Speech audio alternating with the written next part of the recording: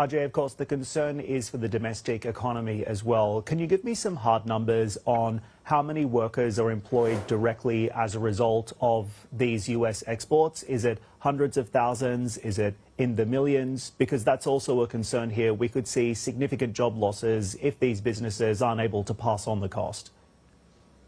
Absolutely. We are talking about the millions who are employed in these segments. The US account for roughly 18% of my total exports. So when I'm looking into the numbers, it will be a huge number. And that's why on the workers' part also, we are approaching the government whether the government can provide some kind of cushion to the industry. We also toying with the idea whether the lean period can be used for providing further skilling to the worker. The worker can be reskilled, upskilled. The government can partly bear the cost of skilling or upskilling of the worker for next 6 months so that on the one hand, we make them more productive, and on the other, the government also provides some support to the industry so that the worker continues on the payroll of the company. The problem is that if the worker goes back to the village, bringing in when the situation improves will be a very difficult task. So we have to be constructively looking into the situation. The situation is definitely acute, but it is not the end of the road for us.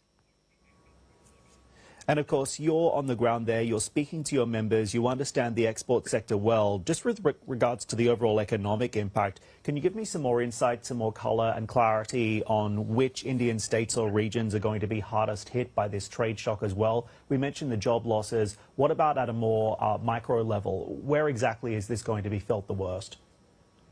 So if you look into, we are talking about an export of a $48 billion, which is hit, which is almost 1% of my GDP. All is not lost. Some of that export will continue. Some of that will find a way into the domestic market. Therefore, I'm not expecting much impact on the GDP because GDP itself will grow with the kind of reform which India is taking. The purchasing power in India is going up. Population is huge. So I'm not expecting any impact on the GDP. When you're talking about the states, probably the states which are by and large in these segment of the industry, Gujarat can be one because Gujarat is a hub of the diamond and gem and jewelry export. Gujarat is a hub of textile exports also. So there, I think the situation may be a little more acute, but looking into the fact that roughly 1/5 of the Indian export is to the US, almost all states, some way or the other, definitely produce something for the US. But as I told you, that situation is definitely very challenging for the Indian industry, but it is only for a very short term of period. We are now engaging in the FTA with a number of countries which will provide the alternative market to us.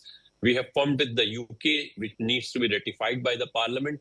We are also looking into the early harvest with the European Union, which is as big as a market which we have in the US. So some of these initiative, if they put into practice, will help the industry. Not denying the fact that we have a challenging situation. The worker concern is very high, and I think at this point of time, we are looking into the way on easing the burden on the industry and helping the worker to continue to be on the payroll of the companies.